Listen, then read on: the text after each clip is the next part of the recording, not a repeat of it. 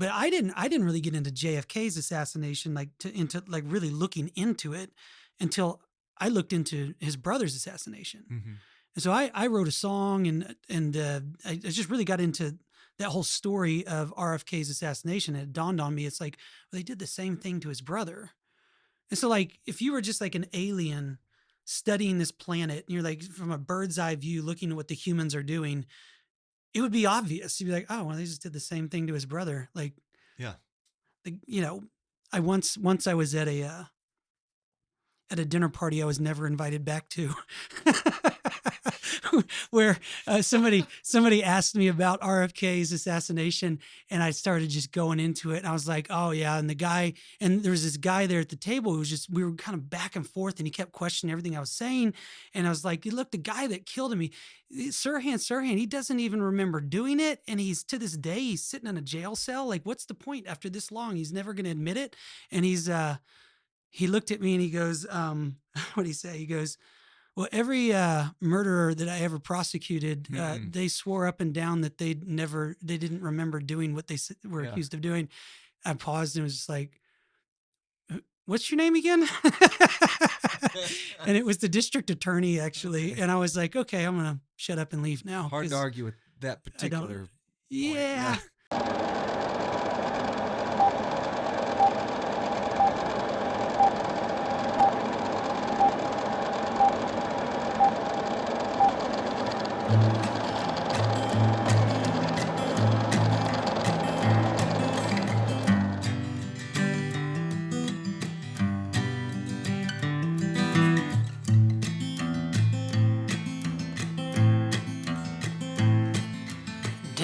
Prescott Valley, cool desert breeze in my hair.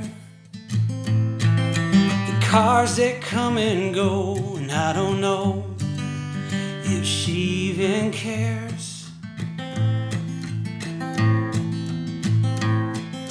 Cast my memory back on those days when we were young.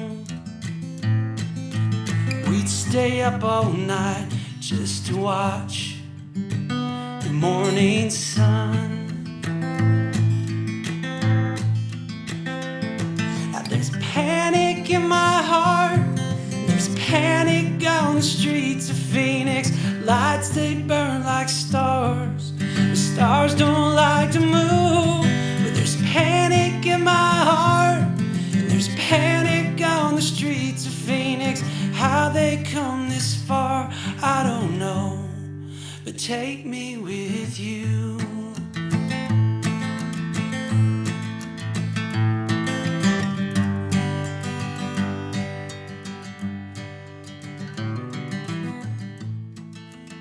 Okay, well, let's just do this again. I think we're good. Recording. Definitely recording. One day I just wish we had Duncan back.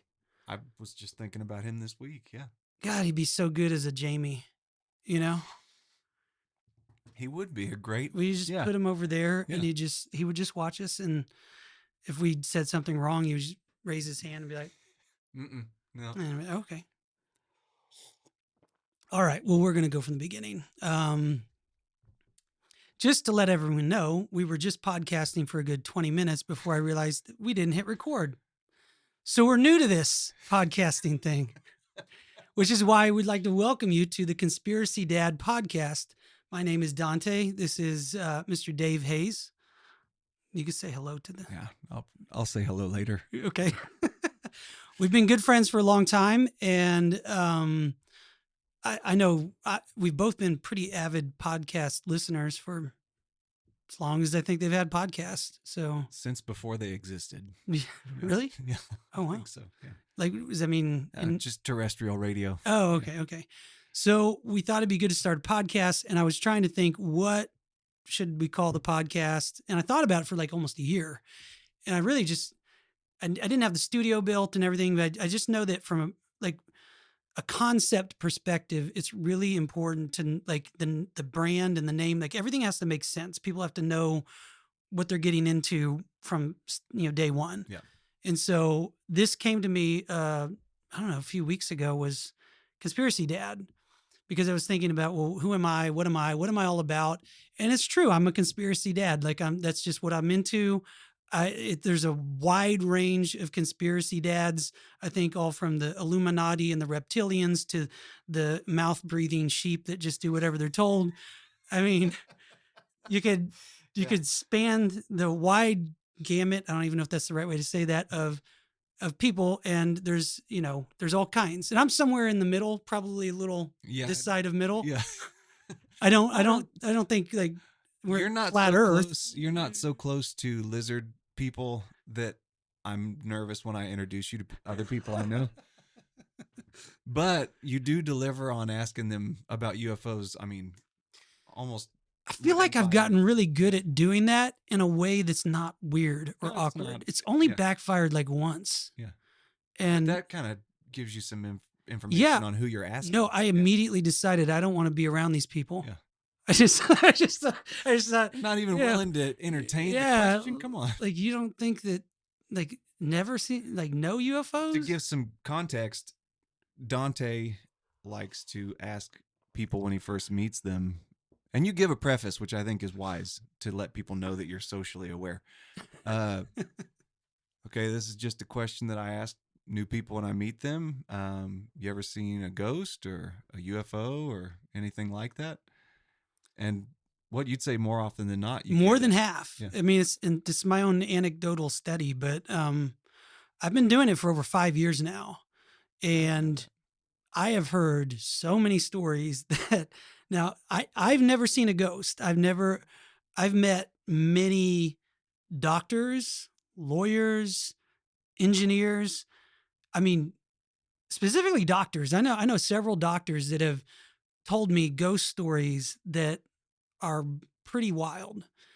I mean, you definitely wouldn't want to know it if they were doing surgery on you. You're like before the surgery. You gotta say, I'm not saying they're mentally unstable. I'm just saying it's like I think that there's a lot of stories like people have seen weird things and they just don't feel comfortable talking about it. Or there's Yeah. maybe like the guys that I spoke to, they opened right up and told me awesome stories. I'll have them on the podcast. You guys can ask them what you think. But I just don't think that they are asked that question in a serious way. Yeah. Which kind of gets to the concept of conspiracy dad and conspiracy theory. So one of my goals with the podcast is to disarm the weaponization of the term conspiracy theorist. And we'll go into the history of that here in a minute, because that's the point of this episode is the history of the term conspiracy theorist and where that began, how it began, and kind of where we are today. And I would implore all of you in the pod. Beseech you. I would beseech you, if you are also a conspiracy dad or would like to become a conspiracy dad, all you have to do is subscribe and follow on Facebook, Twitter, Instagram, YouTube. And eventually we're going to have t-shirts and hats and all. And I say, wear it proudly. When I went to pick up the sign, did I tell you the story about that? No. Oh, I was curious Oh gosh, it's funny. about, yeah. So when I went to pick Good this up, sign. I had a guy at CVS print it, and I went in to print it up, and it was a guy about our age behind the counter. Mhm. And it's in the bag, and he's handing it to me, and he's like, "Hey man, what is this?" He's like whispering, and my eyes lit up, and I told him, "Oh, it's this new podcast, my buddy, we're gonna do." Yeah. And his eyes lit up. He was so excited. He was like, "Oh my God, I have to follow that." And then he He's started. probably searched it a couple times. Oh, he right away. He was like, "Where is it? Let me see." And he got his phone out and he's like looking for it. And I said, he said, "My dad's always calling me a conspiracy theorist." And I just told him, I said, "Your reaction is exactly the reaction I'm hoping for from the general population." And I said, "Embrace it, man. Like whatever. Yeah, I'm a conspiracy theorist." It's when we think about the term, what does that mean to be a conspiracy theorist? There's the media / CIA version of the weaponization of that term. It's kind of like if you think about, and this is another episode we'll get into, but 9/11 truthers. Yeah. People Yeah. specifically, and it's the same Operation Mockingbird. It's the same people that they weaponize the term truther. And so at 9/11, I'm not giving any opinions about what did or didn't happen. I'm just saying that people that asked questions, family of victims who asked questions. The media looked at them and said, "Oh, what are you, a truther? You truth? You're looking for the Yeah. truth, you know?" And they said it in this really cynical, belittling way. And it's the same kind of thing. Like, what are you, conspiracy theorist? As if Mhm. humans don't all conspire and all theorize about everything that we do all the time. Yeah. Even, people conspiring, which we all do. We conspired to start a podcast. I guess some people would say the term is related to illegal activity, but I think any shenanigans, any two people up to something, Yeah. that they're Putting a not plan letting, together yeah, and they're not in letting other tandem. people in on it, and they're going to make theories about what they're going to try to do. Mhm. That's it. That's all it is. Yeah, I think you made the comment earlier. Yeah, it's sort of what we do as a species, right? I mean, it's Yes. evolution. You're hypothesizing about what might Well, at least work or might half of not that work. term is Yeah. like saying truther. Like, oh, you think Right. you Yeah, like yeah. to think. Okay, that's Okay. cute. Yeah. That's cute. And to me, that's just disgusting. It's like, and so that's the goal, I guess, is to try to get around that. I know that's a lofty goal to say, I'm going to change what, people's perception of Yeah. conspiracy theorists means. But I think that we're at a point in history where that's what you have to do. You kind of have to throw it back in their face, where it's like, uh, they're the charge is so ridiculous to say, truther, really. It's like, yeah, I am. Yes, I'm a conspiracy theorist. Mhm. If by that you mean I'm somebody who's skeptical of, mass media and government agencies just telling me what to think when my lying eyes see something different. Sure. Yeah. I'm not saying that I know everything. I'm just saying it's okay to question narratives. It's probably, I would say, the moral thing to do, Mhm. to question narratives. And there's a danger in that because, yeah, you could start to think the earth is flat, but I mean, It's funny you should say that because as you were laying all this out, I thought, oh, I should warn you, listener. Um, you may be already like, well, I'm not into this. I'm not into conspiracy. I don't consider myself a conspiracy theorist at all. But as soon as someone poses the question to you, like, oh, okay, you just called me a truther with a negative connotation, the rebuttal is sort of like, okay, so you're telling me that everything you read in the news and everything you see from CNN or it's Fox, absurd. where you believe they're telling us the truth all the time, the jury's out. Yeah. That's all fact. Okay. And so you already have this little bit of a notion that what you're being told is not 100% true. Yeah. And then I'll tell you, that's the beginning of the end, because Is it a good feeling or a bad feeling? it is just one of those like, well, no, just like, I mean, I know we're not talking big pharma today, but Oh, we will. but And when we do, we have to not say certain words because we get kicked off the platforms that we're on, it's which just, is absurd if you yeah, think about it. It's like, really? I probably wouldn't have posed this question a couple of years ago, but since I dipped my toes into the conspiracy waters, I find myself saying to other people, "Hey, are you telling me that? I mean, they're a for-profit company. It's not completely altruistic. I'm not saying they're bad people. I'm not saying that there's no efficacy in what they're selling, but they are selling something." And there's probably people Yeah. who conspire Right. to do things Yeah. within that organization. Mhm. And also, I don't hold that against them. It's a completely normal Sure. human thing to do. It's just when the tyranny of the state gets involved and they say, do what we say, or you're going to jail with a gun. I mean, Yeah. that's my, so corporate, I obviously, I think there should be laws in place to,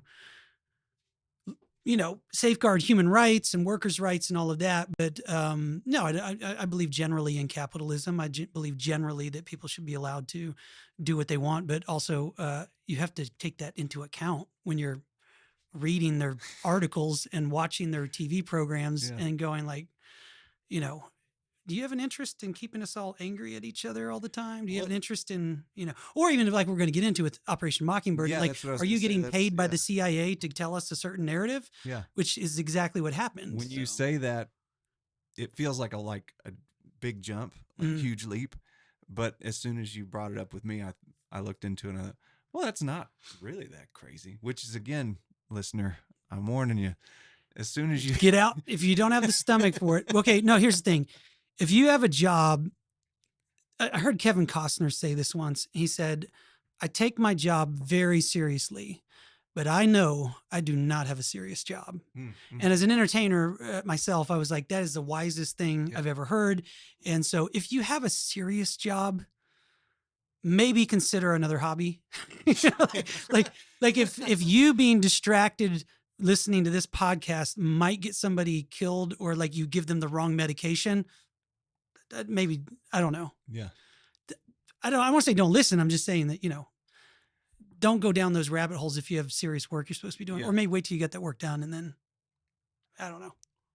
Or just keep in mind that not everybody around you is going to be as open to these ideas as you might be. Yeah, except, man, maybe it's just my personality, but I've found that it makes much better conversations than you'd realize. Oh yeah. Because there's a lot of conspiracy dads out there that, you say something like that guy behind the counter and, oh man, what do you think about the fluoride? And then I go, oh, let me tell you what I think about the fluoride. And what's the other alternative is that we could have had a conversation about where we go, well, what do you do for a living? Yeah, absolutely. Well, this is what I do for a living. That's a goal of mine in life, is just avoid talk about asking somebody what they do for a living. Have you seen a UFO? Have you seen an alien or a ghost? That was a deliberate effort to avoid asking somebody, what do you do for a living? Sure. And I'll say, for challenge for anyone out there, if you want to start doing it, you'll find that like you'll really get to know people. Sure. Yeah. So one of those doctors that has seen a ghost, and man, he's seen ghosts. And we sat and talked for like an hour. And at the end of that, I was like, I know way more about you than I ever would have known if I just said, hey, what do you do for a living? I'm a doctor. Yeah. Doctor, do medical stuff. Yeah. End of conversation. Mm-hmm. Have you done any good surgeries lately? Have you seen anything gross you can tell me about? Have you heard about this COVID thing? So, all right, we got to get into the origins of conspiracy theory. So, in my humble researched opinion, it goes back mostly to JFK. Yes, people had used the term conspiracy theorist before 1963, 64, but specifically in those years after the assassination of JFK, it was weaponized by the media as a derogatory term for anybody who was questioning the narrative about how JFK was killed. And I think it's pretty clear at this point. People can research it if you don't believe me. There were hearings by, I believe, Frank Church in the 70s, who was a senator, and they're known as the Church Committee hearings. And you can look it up if you want to call BS. But I think even George H. Bush at the time, H.W. Bush, Herbert Walker Bush. Yes. He's the first one. The first one. Yeah. He was head of the CIA, and he was the one that came out and said, and they were questioned and said, yes, absolutely. We were paying people at major media outlets to write stories that were favorable to the CIA and the government in general since like 48. So at least into the mid 70s. And there's you can look up, there's an interview with the head of CBS back in, I think, 76. Mm-hmm. And he's admitting it. He's saying, yeah, Walter Cronkite, all these guys, they were all working for the CIA. And, they asked him, do you think that program's still going on? And he said, yeah, probably. And if you listen to, in the show notes, I'll put James Corbett's episode on media and the CIA. But it's interesting what's happening now, because who was the guy, like, there's been this like sneaky evolution of how this Operation Mockingbird is gone. And there's people today that would say, okay, the government would say it stopped in the 70s. That was the end of it. I don't buy that. I don't know if you buy that, but that's a little bit like when you get caught doing something, your parents catch you and you go, that's the first time I ever did that. Yeah. I don't even know how it happened. I'll never do it again. Promise. Yeah. And then you get sneakier about how you're going to do it. And that is what they did. And I think now you have, I think it's John Brennan, former CIA director, who's just a commentator on MSNBC. So now it's transitioned to like, well, now we just ask them to host the shows. Man. And you're like, well, aren't they a little biased if they're like in the agency and you're asking them like questions about the agency?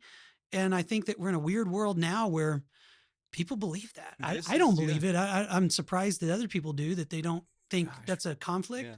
Sure. No, this is a person that, and this is the first I've even heard about this. I think it's but Brennan, wasn't he former CIA I don't know, director? but it is interesting that we can watch someone that we know has spent their whole career being trained how to frame a narrative and That's what they do. and get other people around them to think what they want them to think. And then we think, well, he's going to be completely transparent with me. And I'll say, as a patriot, there's times where that's what they're supposed to do. I'm not saying that they're not supposed to be spies. They are supposed to be spies. Just want them spying for us, not on us. Yeah. You know, and I think there has been a little both. Yeah, that's So. tricky though. Like as far as It's a lot of power. yeah, exactly.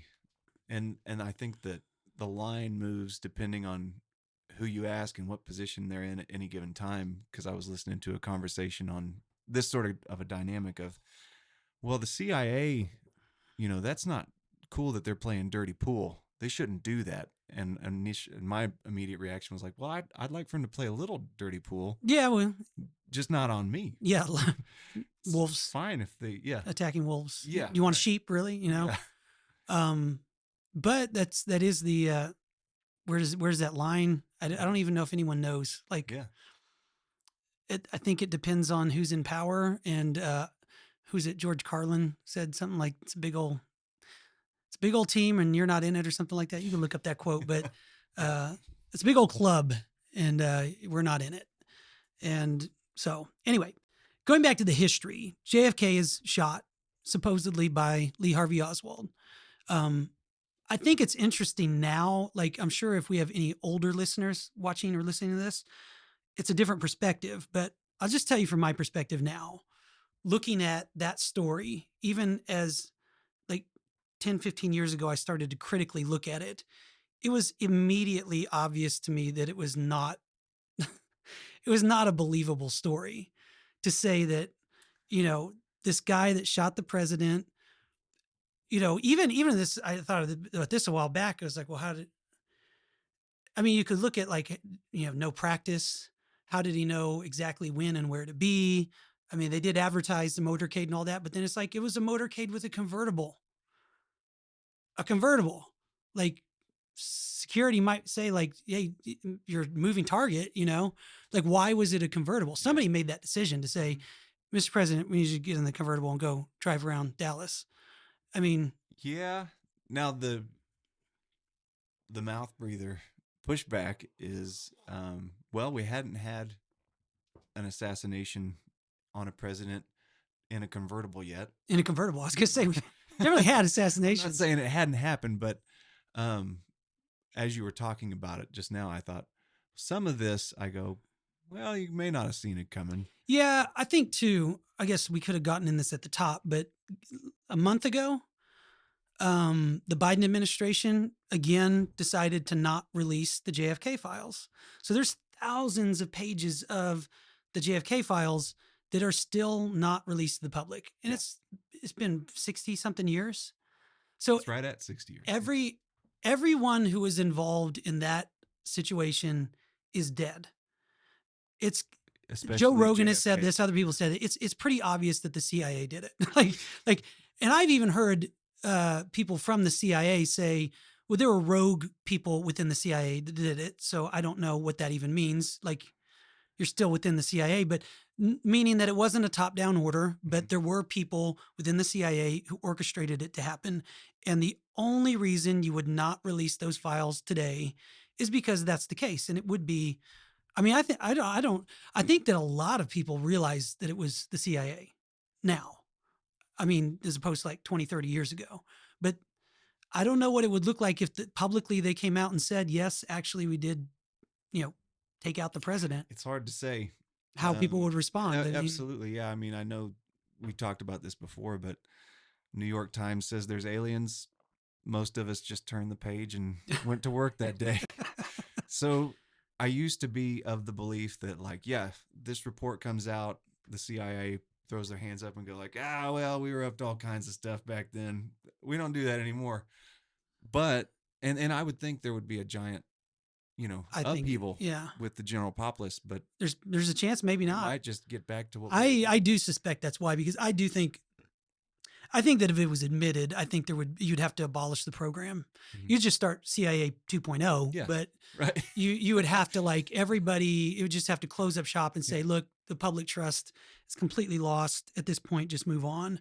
And that's the only reason I can think of. I mean, maybe there's another good reason having to do with the reptilians and the Illuminati that I don't know about. But as far as I know, I just think that it's absurd to look at the story and say the man who shot him was taken into custody. Then another man shot him before you could talk to him. And then that man was rushed to jail. And the only people that ever talked to that man were CIA doctors who said he was crazy and then lobotomized him or did whatever with him. I've told you about this Martyr Made podcast. Yeah, yeah. Daryl Cooper's the host, and he just did a series on Epstein, Oh, cool. and he touches a bit on how conspiracy theories start to really pick up momentum, and it's a lot of kind of what you're saying, like, well, golly, they took a convertible. Can you believe that?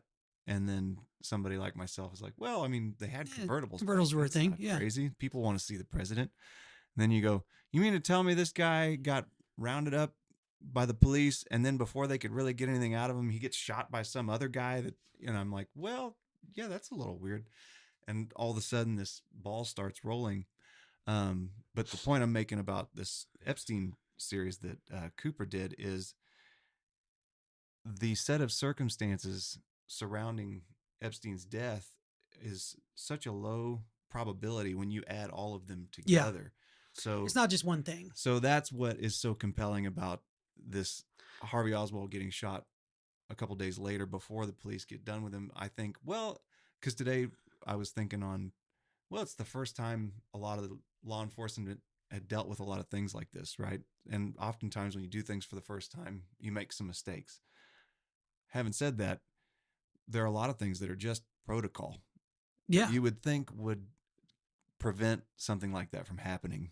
You keep your primary suspect, you know. And I think too, with the advantage of time, that's what I mean by older generations. I think you could be forgiven for kind of just buying the Mockingbird narrative because what else, but I didn't really get into JFK's assassination, like into like really looking into it until I looked into his brother's assassination. Mm-hmm. And so I wrote a song and I just really got into that whole story of RFK's assassination. It dawned on me, it's like, well, they did the same thing to his brother. And so like, if you were just like an alien studying this planet and you're like from a bird's eye view, looking at what the humans are doing, it would be obvious. You'd be like, oh, well, they just did the same thing to his brother. Like, yeah, I once I was at a dinner party I was never invited back to, where somebody asked me about RFK's assassination, and I started just going into it. And I was like, oh yeah, and there was this guy there at the table who was just, we were kind of back and forth, and he kept questioning everything I was saying. And I was like, look, the guy that killed him, Sirhan, he doesn't even remember doing it, and he's to this day he's sitting in a jail cell. Like, what's the point after this long? He's never going to admit it, and he looked at me and he goes, what did he say? He goes, well, every murderer that I ever prosecuted, they swore up and down that they didn't remember doing what they were accused of doing. I paused and was just like, what's your name again? And it was the district attorney, actually. Okay. And I was like, okay, I'm going to shut up and leave now. Hard to argue with that particular yeah.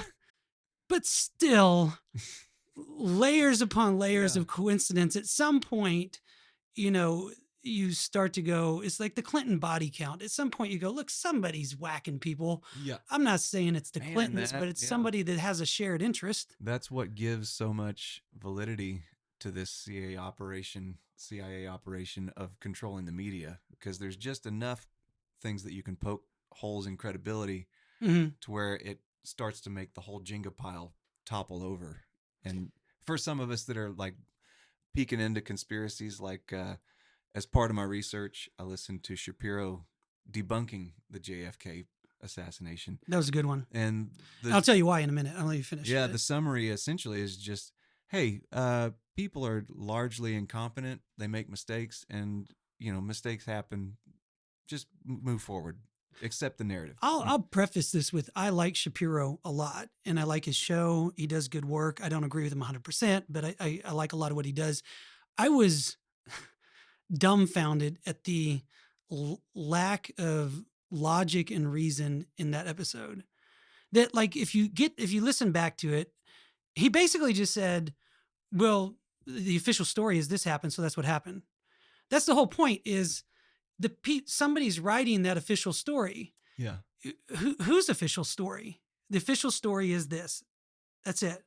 And you go, well, are those people the CIA?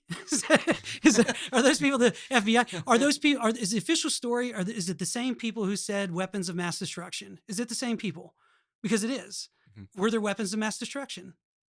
The tricky there thing wasn't. Yeah. Right. You know, the same people that I mean, there's a long list of things that the government's been wrong about, Mm-hmm. and I'm not saying the government's always wrong. I'm just saying like the idea that they're infallible, and it's just like, you know, the Warren Commission report. Well, that's just the end of it.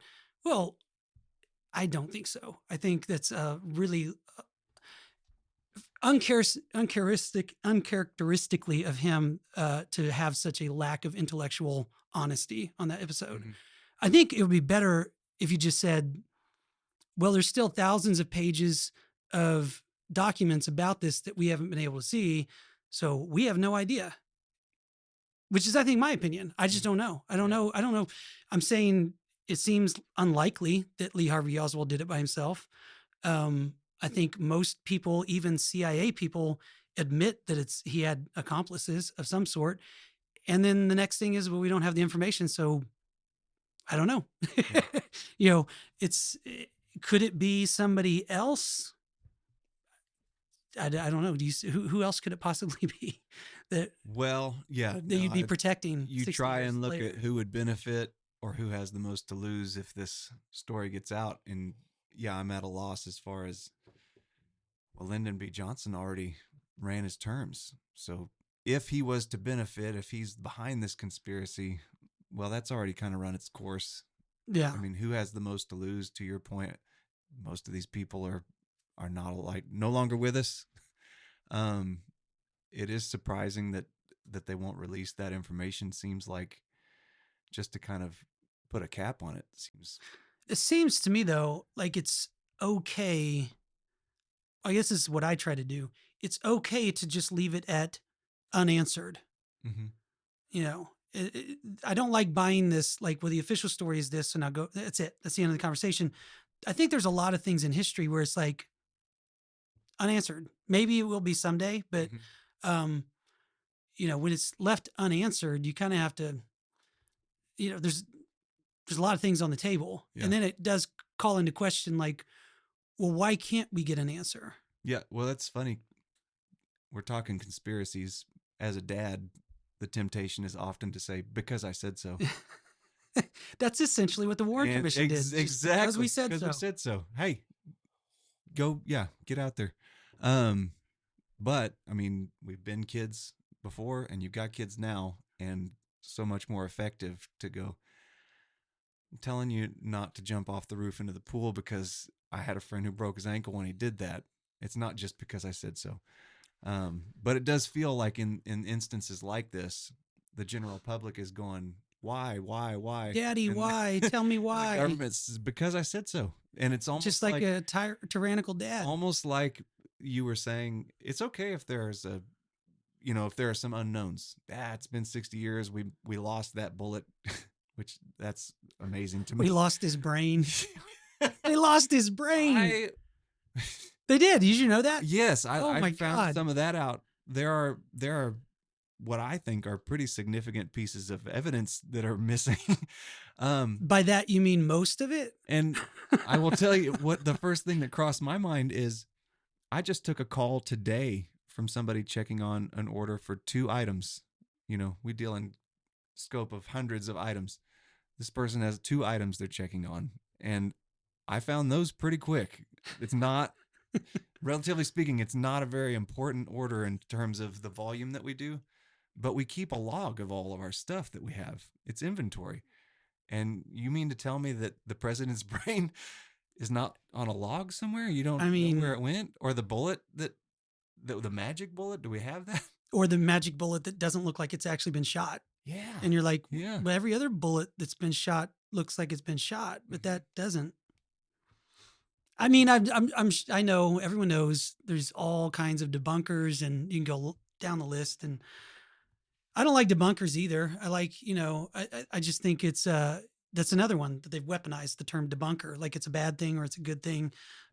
If you have something legitimate to debunk, great, debunk it. If you don't, I mean, I don't like people that like that's their thing. Like I'm just looking to Just looking to debunk shut 'em all the down. conspiracy theorists, Yeah. and then I don't like all the conspiracy theorists. I'm just looking for some way to explain how reptilians are running the show. I mean, God, can't people just be right like us? Can't they just be? Well, I do think when you told me the subject was going to be JFK, and then when I started, I mean, for one, yes, I've heard of JFK, and everybody knows about back and to the left and different, Yeah. some of the different taglines that are associated with it. What I appreciate about this particular conversation is the idea that, like, it's kind of warming people up to the idea that, like, okay, if you want to look into JFK, then yeah, it's a slippery slope. You're going to find some things that are not going with the Do Warren it report. on Rumble or BitChute, but don't do it on YouTube.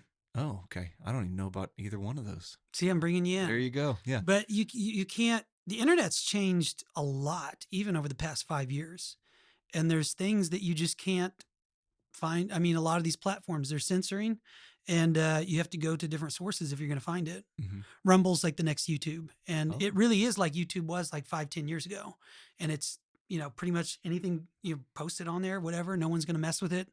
We'll see how long that lasts. I mean, eventually it might come down, but right now, yeah, I think other platforms are coming up because if you look into, it's probably just an extension of Operation Mockingbird. You go to YouTube, and now Why they would it control not YouTube. be?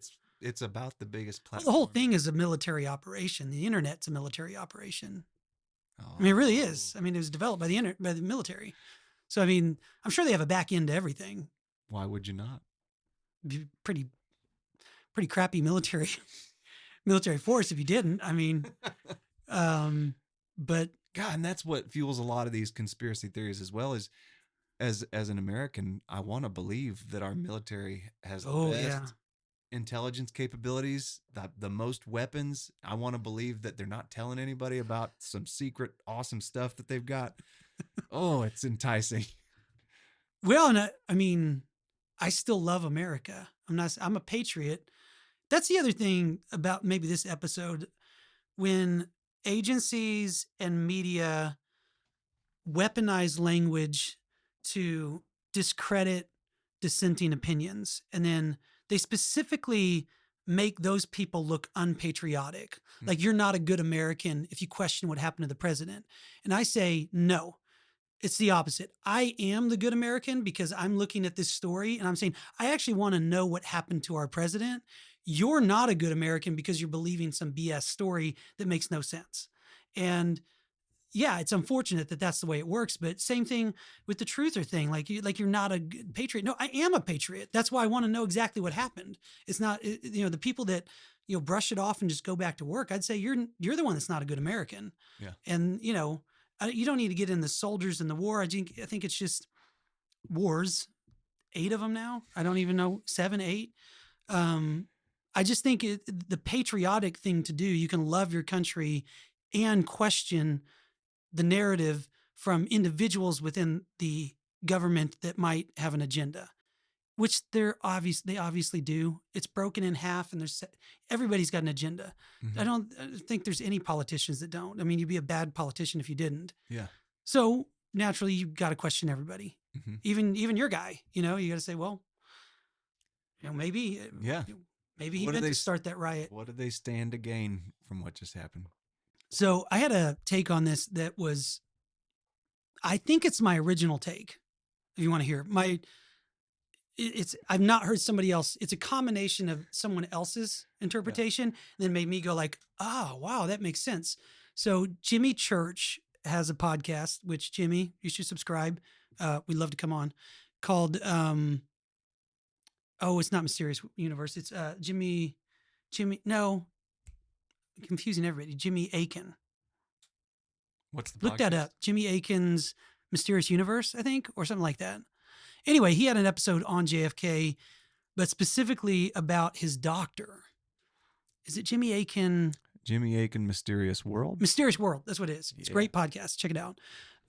He's a Catholic guy, but he did like a lot of Catholic podcasts, and then he branched out to do just like something like this, where you're doing like theories and weird stuff.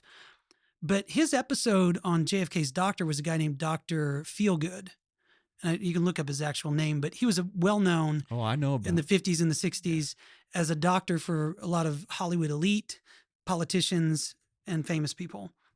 And essentially, he was just injecting them with vitamins and speed. Yeah. So like do it. Kennedy was in World War II and he had a bad back because he was injured and he was always in pain. And Dr. Feelgood was like, treating all these people, and he would come into the White House all the time, regularly giving him injections for this pain, but it was really just speed and vitamins. And so of course he felt great after he got this injection. And that's one of the things about JFK that some people know, but some people don't, is that he was a speed addict. And it was bad. Oh. Like there was an episode where he I think he demanded, like he had something going on where it was really a lot of pain, and he demanded that Dr. Feelgood give him more injections. And even Dr. Feelgood was saying, no, you can't take this many. And I mean, he was running around a hotel naked, and the Secret Service had to tackle him. And, everyone knows You're saying Kennedy was? Kennedy was. Okay. And everyone knows that Kennedy had a tendency to sleep with any woman that walked in the White House, and might have had something to do with the speed, Yes. And yeah. so my theory was, that makes a lot of sense. that's what I mean. So I said, well, maybe as harsh as it is to think about this, I'm not saying it's what happened. I'm just saying, like, if I'm Secret Service or CIA and I know that this president is a meth addict and we can't keep him under control, and we're dealing with a Cold War and we have nuclear weapons in the mix, it might have been the right thing to say, this guy's got to go. I mean, it's not a diplomatic move, but No. somebody might. I mean, what would you do if you're in a position where you're supposed to take leaders out if things get so bad that it's really, really a bad situation? If you find out the president's on meth, what would you do? Well, now I feel like I'm on record. Like I should say, well, I'd kill him. I'd tell my parents.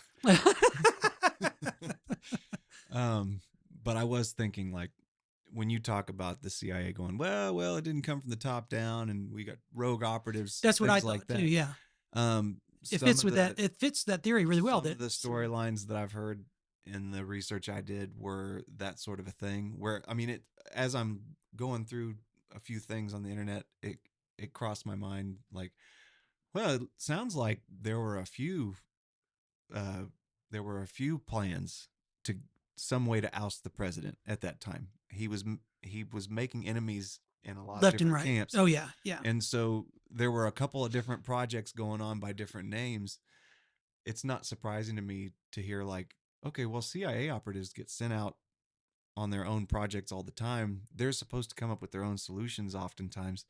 And you're right. What if there's one that just goes, I think this president's kind of a loose cannon, all this meth and fooling around with the ladies. This is. Yeah. Well, if he was honey trapped with, like, all the ladies, some of them might have been spies. Maybe you compromise this real in some liability. really. Yeah, it's why a lot of organizations don't allow people. So here we are in the Conspiracy Dad podcast, and my conspiracy is saying the CIA did the right thing. Well, if he's By hanging killing- around the wrong crowd and he's getting into chemicals. I mean, come on, a serious world here. You have the largest, most advanced military. There's a lot at stake, and I think if it was me, I hate to admit it, but if I'm being 100% honest, if I'm that rogue CIA officer and I know that this president has a speed problem, and I know that he's been compromised with spies, and I know that it's coming to a head, I might just say, he's got to go. It's just we can't. Eject button, guys. I mean, I would like to think that I would just take this before a Senate hearing, but I don't think I would. I don't think that's a good idea. I don't think they'd listen. I think My they'd be all goodness, buddies. Yeah, you know? if you've got a guy that's making questionable decisions at the helm, it's a problem. That's a shaky situation. And so I'm not saying that's what happened. Just that's a theory. That's, I guess, Dante's conspiracy It dad is. theory. It is the only time I've heard that posited in this context. Really? Is Well, yeah. So I had not heard about I've heard people JFK say on it that speech, everyone thinks the CIA did it, but it's my thought that maybe they did it for a good reason. but it didn't take very long for me to find Jacobson Yeah, on yeah, yeah. Wikipedia, and Kennedy's like one of the first bits in the Wikipedia. Marilyn Monroe and Yeah, Kennedy and administered Dr. Feelgood because let's see, he was referred to as Dr. Feelgood because he administered highly addictive quote vitamin shots laced with various substances that included amphetamine and methamphetamine, which I not speaking from experience, but do have a reputation for making people very active. yes. You know, And in Kennedy's defense, he had no idea what Dr. Feelgood was doing. sure, So when he said, "Give me those magical injections," yeah, that's all that he told him. He wouldn't tell people what was in them, and I don't think that it came out until several of his patients, who were famous Hollywood people, ended up. started getting Well, sores, no, they sued him, and one of stealing them. copper from under their neighbors' houses.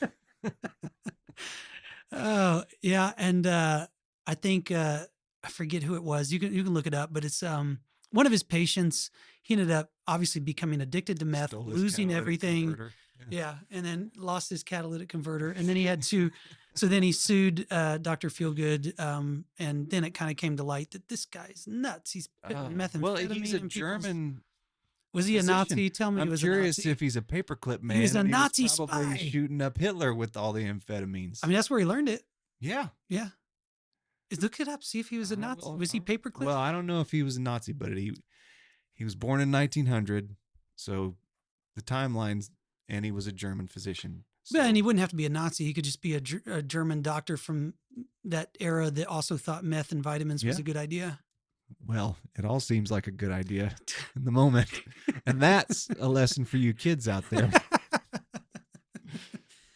Oh, in hindsight, what you can tell. So, I guess we're about ready to wrap up the JFK Origins of Conspiracy Theory podcast.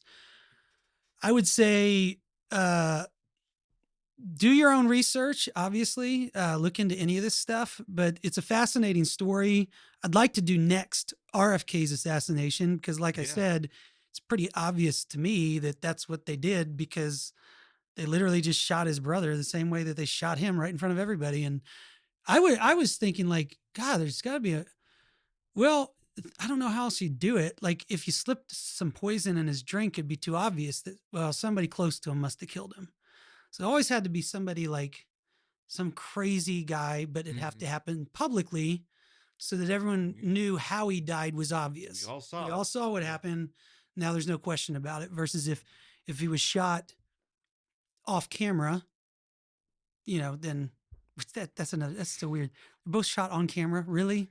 It's a little on the nose, Yes, as you it's, like to it's say. a little on the nose. So, I think that this is an appropriate intro because one of the comments I heard on this particular conspiracy theory is this is kind of the first one in our nation's history. It's the first media, it's like the kind of first one that got time really where caught the up in general media. Public Yeah. started going, "Hey, what are you saying happened?" It's when they had TVs and magazines and Yeah. I think recorded film. So you had people that had their own, way of duplicating things and passing it to other experts. And what do you think of this? I don't know, man. Now we're on the other end of the spectrum where it's like I said, you got to go to BitChute or Rumble or somewhere else.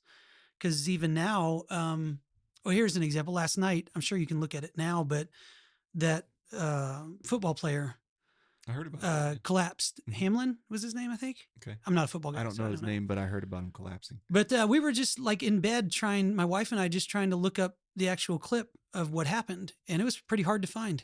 It was like for a minute there, and we can't mention one of the things why it was hard to find, but there's people that think it's related to something not football related as to what happened to him.